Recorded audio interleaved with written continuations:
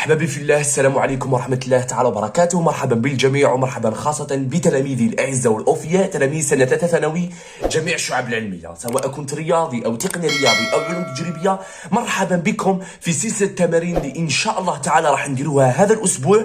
كل يوم راح ينزل لكم تمرين إن شاء الله تعالى في قناتي على اليوتيوب بإذن الله تعالى، لإكمال واختتام مقطع الميكانيك ونتمكنوا 100% منه، لأنه هذا الوحدة الثانية واللي هي تطور جملة ميكانيكية نحو حالة التوازن دائما تكون في مواضيع البكالوريا لجميع الشعب العلمية، وتكون في الموضوعين. معناتها في الموضوع الأول راح يكون تمرين على الميكانيك، وكذلك في الموضوع الثاني راح يكون تمرين في الميكانيك. معناتها لا مجال للهرب من الميكانيك. إذا باش ما تخافوش منها وما تبدلوش الموضوع على جالها، يا جماعة الخير اتمكنوا من هذا المقطع من خلال التمارين إن شاء الله تعالى. إذا هذا التمرين تمرين نموذج جدا، راح يشمل لي السقوط الحر والسقوط الشاقولي في نفس الشيء، راح نراجعوا به إن شاء الله تعالى. إذا الصورة تاع التمرين راح تكون في حسابي في الانستغرام، وبذكر الانستغرام روحوا كامل اشتركوا فيه، لانه فعليا راني نشارككم جميع التمارين في حسابي على الانستغرام، وراني نصحح كذلك لبعض التلاميذ اللي راهم يحلوا، فلهذا راح اشتركوا في حسابي في الانستغرام، راني نجاوب على جميع الاسئله والتعليقات. وتعلموا يا جماعه الخير انكم تحلوا هذه التمارين بالوقت، لانه الوقت هو راح يعطيك المهاره. وكذلك اشتركوا في هذه القناه، لانه صراحه راح ننشر عده فيديوهات راح تفيدكم باذن الله تعالى. وبدون اطاله دعونا نبدا على بركه الله سبحانه. ولادي كما قلت لكم في بدايه الفيديو ولا في بدايه الدرس، قلت لكم يا جماعه الخير انه لازم الانسان لما يجي يحل اي تمرين يحلوا بالوقت، ماشي ما انتهى تمرين كيما هاك انت تحلوا في ساعه، اكيد هكا ما راح تكون عندك نتيجه. اذا هذا التمرين يتحل في 35 دقيقه الى 30 دقيقه الى 40 دقيقه، فوق 40 دقيقه راك في خطر، متفقين عليها. اذا احنا نبداو مباشره نحلوا مع بعض. إذا نقرأ التمرين جيدا. قال لي تسقط كرية من الفلين شاقوليا. وش معناتها كلمة شاقوليا؟ ماشي معناتها عموديا، معناتها يسقط من الأعلى نحو الأسفل بدون سرعة ابتدائية. معناتها السرعة الابتدائية تاع شحال تكون تساوي 0 في جو هادئ. قال لي نصف قطر هذيك الكرية تاع الفلين ار يساوي 2 سنتيمتر. ويا جماعة الخير في الميكانيك ما نخدموش بالسنتيمتر، نخدموه بالمتر، معناتها جميع الأطوال والأبعاد تكون بالمتر. إذا هذا نصف القطر ار ما نديهش بالسنتيمتر، نديه للمتر. طيب يا اعطاني بعض المعطيات، اعطاني تسارع الجاذبيه الارضيه، اعطاني كذلك الكتله الحجميه تاع كره الفلين، اعطاني كذلك الكتله الحجميه تاع الهواء، واعطاني حجم الكريه. وهنا فقط حبيت نفتح قوس. قال في بعض البكالوريات ما نديرهمش قانون حساب حجم الكريه، فلهذا هذا القانون يحفظ يا جماعه الخير، واللي هو 4/3 بي في نصف القطر اس 3. حذري هذا ما تروحوش بلا به للبكالوريا، لازم دائما تكونوا حافظينه. اذا هذا المعطيات اللي اعطاهم لي. نبدأ نقرأ في سياق التمرين. قال لي تخضع الكرية أثناء سقوطها لقوة احتكاك F تتناسب طردا مع قيمة سرعتها. معناتها الكرية لما راهي تسقط من الأعلى نحو الأسفل أثناء الحركة تاعها راهي تتعرض إلى قوة احتكاك تتناسب طردا مع سرعتها. وش معناتها هذه؟ معناتها أنه قوة الاحتكاك راهي تزيد كلما زادت السرعة، وراهي تنقص كلما نقصت السرعة. بصح دوك تسألني أنت يا أستاذ علاش ما عطانيش العبارة تاعها؟ باسكو على بالي بلي أنا عندي F تساوي ماذا؟ انا على بالي بلي عندي اف تساوي ك في في، وعلى بالي بلي اف تساوي ك في في مربع. هذه في حاله السرعات الصغيره، وهذه في حاله السرعات الكبيره. دوك هو في سياق التمرين ما عطانيش عليها معطيات. دوك تقول لي يا استاذ معناتها كاين خطا في التمرين، ونقول لك ما كاش خطا في التمرين. هذا دليل على انك لازم تقرا التمرين من البدايه للنهايه. دوك شوفوا كي نجيو نقراو التمرين شوفوا جيدا. السؤال الاول قال لي تحقق ان كتله الكريه هذا القيمه. قال لي بين انه دافعه ارخميدس او النسبه بين دافعه ارخميدس والثقل تعطى بهذه العلاقه. وقال لي بين انه يمكن اهمال دافعه ارخميدس. السؤال اللي بعده قال لي بين لي انه المعادله التفاضليه تاع السرعه تاع هذه الكريه تكتب بهذا الشكل. شوفوا يا جماعه اللي كان قاري جيدا وحط عينه مليح هنا يعرف شمن القوه يدي اف تساوي ك في في ولا اف تساوي ك في في مربع. انا نجي نقرا المعادله التفاضليه جيدا. دي في على دي تي زائد 1 على في. اذا هنا دليل على اني لازم ندي اف تساوي ك في في مربع. ندي هذا العباره هذه وهذه ما نديهاش. علاش؟ باسكو لو كان جاتني السرعات الكبيره تجيني هنا في مربع، وبالتالي هذه ما نديهاش. باسكو في هذا التمرين بيقول لي خذ قوه الاحتكاك اف تساوي ك في حاله السرعات الصغيره. واضحه ولا لا؟ اذا نبداو نحلوا التمرين. فقط حبيت نعطي لكم الملاحظه. الحل. السؤال الاول واش قال لي؟ قال لي تحقق ان كتله الكريه تساوي هكذا. اذا واحد التحقق من كتلة الكرية. شوفوا يا جماعة أنا نشوف كل المعطيات اللي أعطاني على الكرية. أنا المعطيات اللي أعطاني على الكرية أعطاني أول حاجة الكتلة الحجمية تاعها واللي هي 200 كيلوغرام على المتر مكعب. نعم يا جماعه، وانا على بالي باللي كذلك واش عطاني عليها كمعطيات، عطاني الحجم تاع الكريه كيفاش نحسبه، هو 4 على 3 بي في نصف القطر أس 3، ونصف القطر عطاه لي في المعطيات واللي هو 2 سنتيمتر، وما نخدموش بالسنتيمتر نخدمو بالمتر. اذا 2 سنتيمتر باش نحولها للمتر نضربها في 10 قوه ناقص 2، معناتها ار يساوي 2 في 10 قوه ناقص 2 واش متر. اذا اكيد ان هذا المعطيات راح نستعملها. بصح يا استاذ كيفاش نجبد الكتله؟ اذا الكتله راح نجبدها من الكتله الحجميه، لانه على بالي بلي الكتله الحجميه تاع الفلين وشنو هي؟ هي كتله الكريه على حجم الكريه، ومنه ام تاع الكريه واش تساوي؟ تساوي الكتله الحجميه في الحجم، وكل المعطيات راهي عندي. يبقى لي تعويض عددي. اذا شحال الكتله الحجميه؟ 200 كيلوغرام على المتر مكعب. الحجم يا جماعه الخير وعطاني القانون تاعو، في نفتح قوس كبيره هكا 4 على 3 بي هو نصف اللي هو ثابت، هذاك بي هو 3.14 في نصف القطر ار. بصح نصف القطر لازم يكون بالمتر مكعب. دوك تقول لي استاذ كيفاش؟ انا عندي هذا القطر في 2 في 10 قوه ناقص 2، بصح راهو بالمتر، على بها دار لي اس 3 معناتها تولي لي متر مكعب. اذا لما نحسبوا هذه النتيجه راح تطيح لي 6.7 في 10 قوه ناقص 3 كيلو جرام يا جماعه الخير. اذا هذه هي كتله الكريه وهو المطلوب. خلاص يا جماعه، اذا هذه هي الكتله تاع الكريه. نجي للسؤال الثاني، قال لي تحقق انه النسبه اللي راهي موجوده بين شكون وشكون، بين قوه ثقل ودافعه ارخميدس تعطى بهذا الشكل. اذا نروحوا نديروا السؤال الثاني. ركزوا معايا. السؤال الثاني التحقق من العبارة. صاي يا جماعة، قال لي بين لي باللي ان النسبة اللي موجودة بين قوة ثقل ودافعة ارخميدس هي مائلة. ماذا؟ هي مائلة الكتلة الحجمية تاع الفلين على الكتلة الحجمية تاع الهواء. يا اخي متفقين عليها. طيب دوك يا جماعه يرحم والديكم، انا كيفاش نقدر نوصل لهذه العباره؟ اكيد انا باش نقدر نوصل لهذه العباره لازم ننطلق من هذه العباره، ولا لا؟ انا نعلم، انا واش على بالي بلي الكتله واش على بالي واش هو القانون تاع الثقل؟ هو كتله الفلين في واش في الجاذبيه الارضيه، وكذلك دافعه الارخميدس شنو هي؟ هي الكتله الحجميه تاع الهواء رو ار في واش؟ في حجم الكريه في ال في واش يا جماعه الخير؟ في الجاذبيه تاعي. صافي يا جماعه نروحوا نعوضوا في القانون، ومنه بي على بي الدافعه واش تساوي؟ تساوي ام تاع الان في جي على رو ار في في ال في جي، ولا لا؟ يا اخي معايا يا جماعه. دوك واش درت انا؟ هذا البي عوضتها بالقانون تاعها، والكتله والدافعه عوضتها بالقانون تاعها. دوك يا جماعه الجي مع الجي راحت لي، واش بقات لي العباره تساوي؟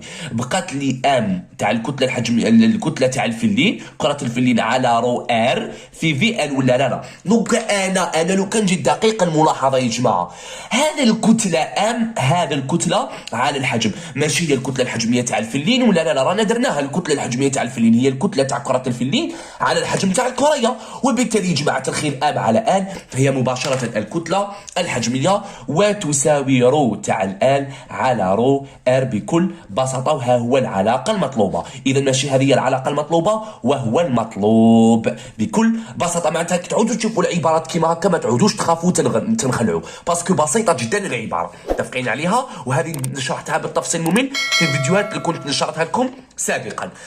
واش قال لي الجزء الثاني؟ قال لي ثم بين انه يمكن اهمال دافعه ارخميدس امام الثقل. دوك يا جماعه سهل تبيان انه يمكن اهمال الدافعه بكل بساطه. انا واش نقول له؟ لدينا يا جماعه الخير واش لدينا واش لدينا من السؤال السابق؟ انا واش برهنت سابقا؟ برهنت باللي نسبه قوه الثقل على دافعه الارخميدس شنو هي؟ هي رو تاع الكتله الحجميه تاع الفلين على الكتله الحجميه تاع الهواء. لو كان نحسبوا يا جماعه الخير شحال عطاني الكتله الحجميه تاع الفلين؟ عطاها لي في المعطيات راهي 200 كيلو جرام، عطاها لي 200. وكذلك الكتله الحجميه تاع الهواء هي 1.3. نحسبوا هذه النتيجه 200 تقسيم 1.3 واللي هي الكتله الحجميه تاع الهواء. شحال عطاني يا جماعه؟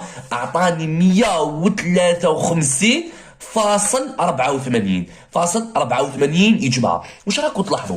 راكم تلاحظوا باللي لما قسمت الثقل قوه الثقل على دافعه ارخميدس لقيت عدد كبير. هذا دليل على انه قوه الثقل راهي كبيره جدا امام قوه دافعه ارخميدس، وبالتالي ولا بطريقه اخرى دافعه ارخميدس راهي صغيره كثيرا مقارنه بقوه ثقل. اذا هذا دليل على انه يمكن اهمال دافعه ارخميدس امام قوه ثقل. علاش؟ لان واش نقول له، لان قوه الثقل راهي اكبر بكثير من دافعه ارخميدس بكل بساطه. دوكا لما نلقى عدد يفوق 50 اذا يمكن اهمال دافعه ارخميدس امام قوه الثقل. علاش؟ لانه قوه الثقل راهي اكبر بكثير من دافعه ارخميدس، وخرج لنا عدد كبير جدا. اذا نروحوا نقراو السؤال اللي بعده.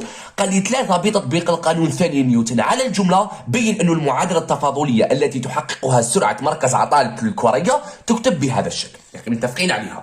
قال لي حيث طو وب ثابتين يطلب إيجاد عبارة كل منهما. خلاص يا جماعة شوفوا واش ندير 3 واش ندير 3 كتابة المعادلة التفاضلية، كتابة المعادلة التفاضلية. طيب دوكا انا كي نكتب المعادله التفاضليه على بالي بلي لازم نطبق القانون الثاني نيوتن. هو اصلا او صرح لي في السؤال قال لي بتطبيق القانون الثاني نيوتن، وانا قبل ما نطبق القانون الثاني نيوتن لازم يكونوا عندي دوسوس لازم نديرهم باش ندير العلامه الكامله. لازم يكون عندي تمثيل اشعه القوى التي تؤثر ذلك على الجسم المدروس، وكذلك ندير الجمله والمرجع والقوى اللي يتاثر عليه. صافي اول حاجه واش راح ندير يا جماعه الخير، نروح نمثل القوى اللي تاثر لي على كريه الفلين. وش هما القوى اللي تاثر لي على كره الفلين؟ كل من قوه الاحتكاك والثقل. ودافعه ارخميدس يا استاذ نديها ولا لا؟ اكيد ما حش نديها باسكو بينت في السؤال السابق باللي الدافعه راهي مهمله، واضحه ولا لا؟ اذا اول حاجه على سبيل المثال نخير معلم من عندي موجه، اذا نسميه او زد على سبيل المثال. هذه كريه الفلين نمثل الاشعه. اذا واش عندي قوه الثقل بي، وكذلك عندي قوة الاحتكاك اف. هكذا يا جماعة. علاش ما درتش الدافعة يا أستاذ؟ باسكو برهنت باللي راهي مهملة. إذا الآن الجملة ما هي؟ هي الكرية. طيب المرجع، إذا وش هو المرجع؟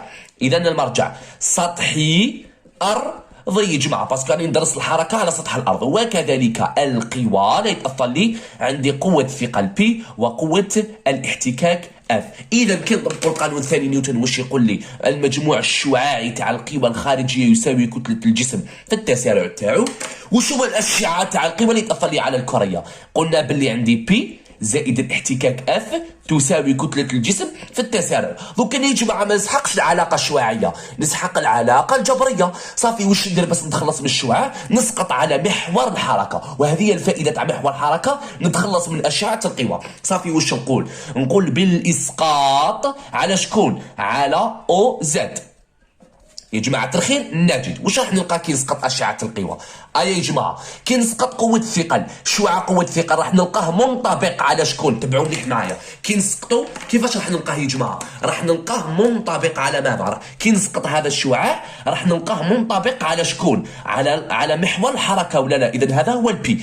إذا راهو نفس الاتجاه. إذا هنا راح يقعد لي نفسه، معناتها راح تقعد لي بي وش يبقى لي دوكا؟ واش عندي القوه؟ اذا كذلك لما نسقط قوه الاحتكاك راح نلقاها منطبقه عليه، لكن راهي عكس جهه المحور. لما تكون قوه راهي منطبقه على محور وتكون عكس جهه ذلك المحور، اذا هذيك الاسقاط هذيك القوه يكون بالناقص. صافي هنا واش راح يولي لي؟ ناقص اف. واش يساوي؟ يساوي ام زد. علاش درت يا استاذ زاد هنايا؟ باسكو التسارع يدي اسم المحور اللي قصدنا عليه. لو كان اسم المحور ك نسميه ك، كان محور ان نسميه ان، كان تي نسميه اتي. معناتها دائما التسارع يدي اسم ذلك المحور.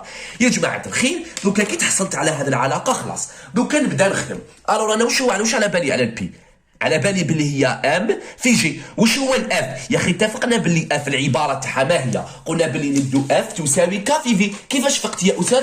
باسكو عطاني في المعادله التفاضليه في، ما عطانيش في مربع. صافي تولي لي ناقص ماذا؟ ناقص ك في تساوي ام، والتسارع على بالي باللي هو مشتق السرعه. دوكا يا جماعه انا حبيت نخلي الدي في على دي تي وحده. صافي نقسم الطرفين كامل على ام. صافي يولي لي دي في على دي تي يساوي، كي قسمت هنا يولي لي جي ناقص ك على ام في في. دوكا هذه ماشي معادله تفاضليه، المعادله التفاضليه لازم كي نلقى المشتق لازم نلقى الداله تاعها. واش معناتها اذا كانت عندي دي في على دي تي لازم نلقى معها الفي، اذا كانت دي اف على دي تي لازم نلقى معها الاف. دوكا وين راهي الفي؟ راهي هنا معناتها لازم نجيبها للطرف الاخر، اذا تولي لي دي في زد على دي تي زائد كا على ام في تساوي جي، وهذه هي المعادله التفاضليه. دوكا يا جماعه واش قال لي هو في السؤال؟ قال لي بين لي انه تكتب من هذا الشكل، وسي فري راهي تكتب من هذا الشكل، بحيث قال لي بين لي انه طو بي يطلب تعيين عبارتهما. دوكا واش نقول؟ تعيين كل من الطو والبي. دوكا يا جماعه انا باش نعين الطو والبي مباشره نفكر في المطابقه. انا واش عندي؟ انا عندي دي في زد على دي تي زائد كا على ام في تساوي جي، وعندي المعادله التفاضليه عطاها لي دي في على دي تي زائد 1 على طو في راهي تساوي بي. يا اخي هكذا يا جماعه. دوكا بالمطابقه نجد واش راح نلقى كي نطابق؟ راح نلقى باللي البي هو نفسه الجي ولا لا؟ اذا راني لقيت البي، اذا البي وشنو هو جي ثابت الجاذبيه الارضيه. وكذلك الطو لقيت باللي كا على ام وشنو هو يا جماعه؟ هو يساوي 1 على طو. بصح هو في التمرين ما طلبليش 1 على طو، اطلب له الطو، ومنه الطو شو يساوي يا جماعه؟ إذا الطو شو يساوي؟ نقلبه، طو يساوي ام على ك. إذا هذه هي كل واش طلب ليه هو في سياق التمرين. خلاص يا جماعة، نتمنى إنه هذا الشيء يكون واضح. راني جاوبت السؤال اللي بعده. الآن يا جماعة واش قال لي 4 مستعملا التحليل البعدي جد وحدة قياس ك، وحدة قياس معامل الاحتكاك أو ثابت الاحتكاك ك. إذا إيجاد وحدة ك، ركزوا معايا كاع، إيجاد وحدة ك. يا جماعة أنا باش نلقى وحدة ك، تبعوا مليح معايا، واش عندي يا جماعة باش نلقى وحدة ك؟ أنا لا بالي باللي، ركزوا مليح معايا، أنا لا بالي باللي اف واش تساوي؟ تساوي ك في ولا لا؟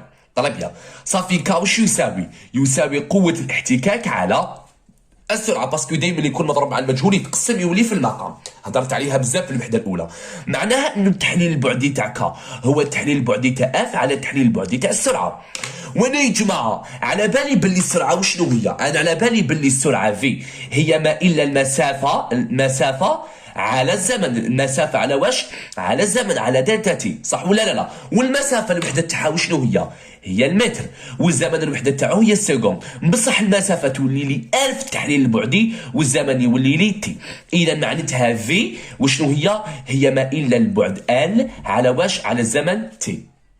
خلاص يا جماعه، نزيد الان نصح دوكا انا الهم الكبير تاعي ماشي الفي، الهم تاعي هو القوه اف. دائما كي تكون عندكم قوه نروحوا نجيبوها من القانون الثاني نيوتن. انا على بالي باللي اف وشنو هي الكتله في التسارع ولا لا؟ دوك تقول يا بصح هي قوه احتكاك، بصح هي قوه ان فورس، وبالتالي سميتها اف.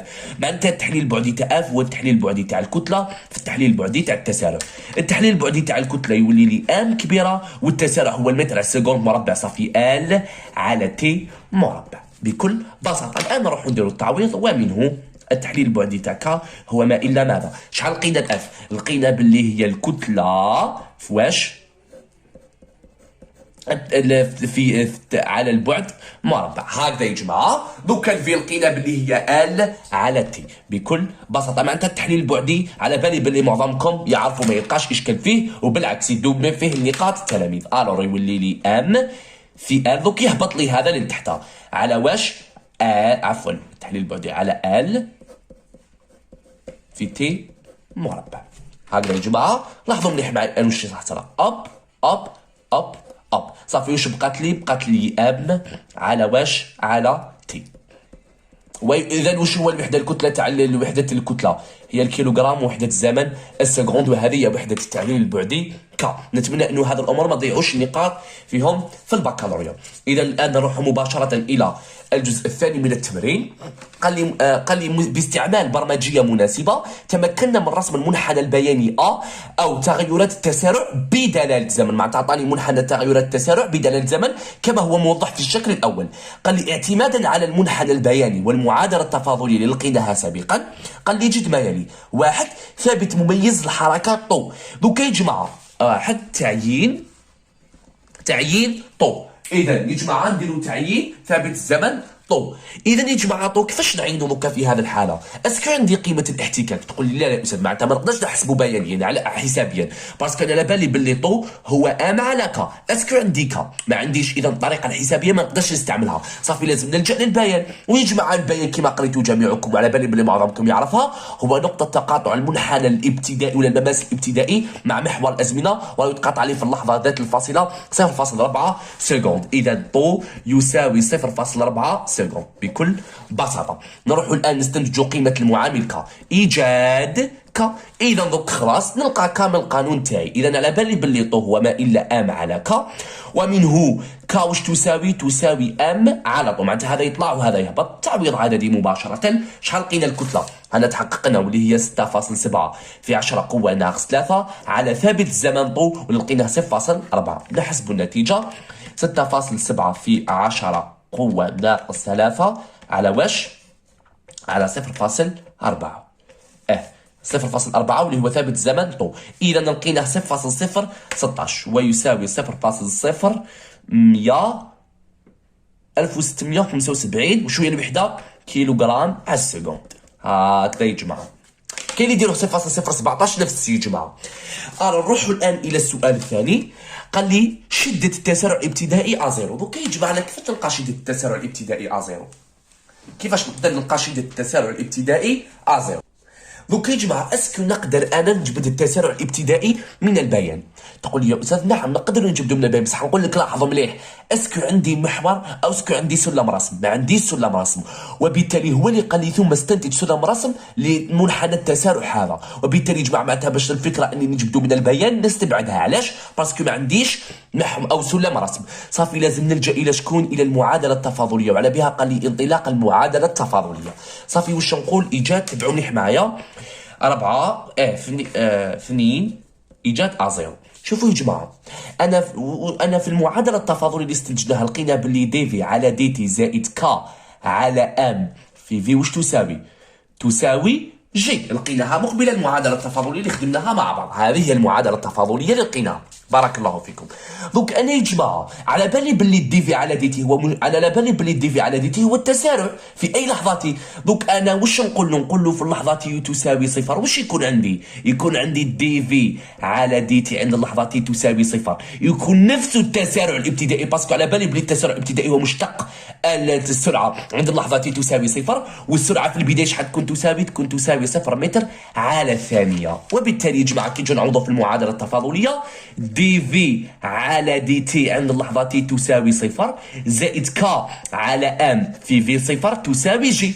دونك يا جماعه ركزوا مليح معايا، هذا راح يروح لي بالصفر. علاش يا استاذ؟ باسكو السرعه الابتدائيه تساوي صفر، والدي في على دي تي هو نفسه التسارع الابتدائي، معناتها انه زيرو راهو يساوي جي بكل بساطه. ويساوي شحال عطاني الجي؟ عطاني ويساوي زيرو 10 متر على السكوند مربع. اذا هذه قيمه التسارع الابتدائي. واضحه ولا لا؟ نتمنى انه هذا الشيء يكون واضح. دوكا واش نروحوا نديروا؟ استنتاج سلم رسم. نتمنى انه هذا الشيء يكون واضح. دوكا يا جماعه كي نستنتجوا سلم رسم ما كانش حاجه ابسط. دوكا يا جماعه انا على بالي بلي هذه القيمه اللي راهي هنا هي قيمه زيرو. دوك نجي نشوف شحال راهي تمثل. 1 2 3 4 5. انا واش نقول؟ نقول باللي 5 سنتيمتر راهي تمثل لي 10. صافي 1 سنتيمتر شحال راهو يمثل من اكس؟ اذا اكس واش يساوي؟ يساوي 10 على 5 ويساوي 2. اذا معناتها انه 1 سنتيمتر هاو يمثل لي 2 متر على السكوند مربع. هاي لك شحال بكل بساطه، معناتها 2 4 6 8 10 بكل بساطه. نتمنى انه هذا الشيء يكون واضح. قال لي 6 جد عباره السرعه الحديه واحسب شدتها. اذا 6 عبارة في ليميت. أنا باش نلقى عبارة في ليميت نلجأ مباشرة للمعادلة التفاضلية. ألور دي في على دي تي زائد كا على ام في راهي تساوي جي. وأنا المعادلة التفاضلية واش عندي؟ وفي النظام واش يكون عندي في النظام الدائمي يا جماعة؟ تكون عندي دي في على دي تي في هذه الحالة شحال تكون تساوي؟ تكون تساوي صفر. علاش؟ باسكو السرعة ثبتت، وفي تساوي في ليميت. نروح نعوض في المعادلة التفاضلية، نلقى بلي دي في ليميت على دي تي زائد كا على ام فواش في في ليميت تساوي جي. دونك هذه المره شكون اللي يروح لي بالصفر؟ يروح لي التسارع. علاش؟ باسكو السرعه الحديه ولات لي ثابته. صافي تبقى لي ك على ام في في ليميت تساوي جي. ما معنى هذا؟ معناها انه في ليميت هي ما الا ام في جي على ك. هاليك علاش؟ باسكو ضربنا في المقلوب بكل بساطه. قال لي وحساب قيمتها، حساب قيمتها. خلاص يا جماعه نحسبوا القيمه تاعها. في ليميت واش تساوي؟ عفوا ماذا تساوي في ليميت يا جماعه؟ شحال لقينا الكتله؟ 6.7 في 10 قوه ناقص 3. صحيح؟ في 10 قوة ناقص 3 في جي واللي هي 10 على ثابت الاحتكاك. شحال لقينا؟ هذيك القيمة 0.01657. صافي نحسبوا النتيجة. الور 6.7 في 10 قوة ناقص 3 في 10 على واش يا جماعة؟ 0.0 أنس يساوي طاحت لي 4 متر على السكند. اذا نتمنى يا رب العالمين انه هذا التمرين يكون واضح ويكون عجبكم صراحه، لانه فيه قيمه بزاف شابه. قال لي واستنتج السؤال الاخير، واستنتج قيمه الطاقه الحركيه في النظام الدائم. شوفوا يا جماعه حساب الطاقه الحركيه او سي. قالوا يا جماعه انا واش على بالي بلي الاو سي واش تساوي 1 على 2 بصح واش قال لي؟ قال لي في النظام الدائم ام في ليميت مربع يا جماعه. خلاص مباشرة نديرو التعويض العددي وتساوي 1 على 2 في 6.7 في 10 قوة ناقص 3 في ليميت شحال لقيناها 4 مربع. إذا نحسبوا النتيجة ونلقاو قيمة الطاقة الحركية. إذا 1 على 2 في 6.7 في 10 قوة ناقص 3 في 4 مربع. شحال طاحت لي النتيجة؟ راح تطيح لي 0.0 راح تطيح لي 0.0563 الوحدة جول. إذا هذه هي قيمة الطاقة الحركية للجملة. نتمنى يا رب العالمين إنه هذا التمرين يكون عجبكم ونكون كسرت العراقيل الموجودة فيه، وأكيد تكونوا حاولتوا فيه، لأنه إذا ما حاولتش فيه يا جماعة أكيد ما تفهم واش راني ندير الآن. إذا يا جماعة الخير أي سؤال أو أي تساؤل عندكم بخصوص هذا التمرين أروحوا لحسابي في الانستغرام، الرابط تاعو في صندوق الوصف، التعليق المثبت، راني نجاوب على جميع الأسئلة والتساؤلات، وكونوا مشتركين فيه لأنه صراحة ينشر بزاف تمارين. نتلاقاو إن شاء الله تعالى في الفيديوهات القادمة، والسلام عليكم ورحمة الله تعالى وبركاته.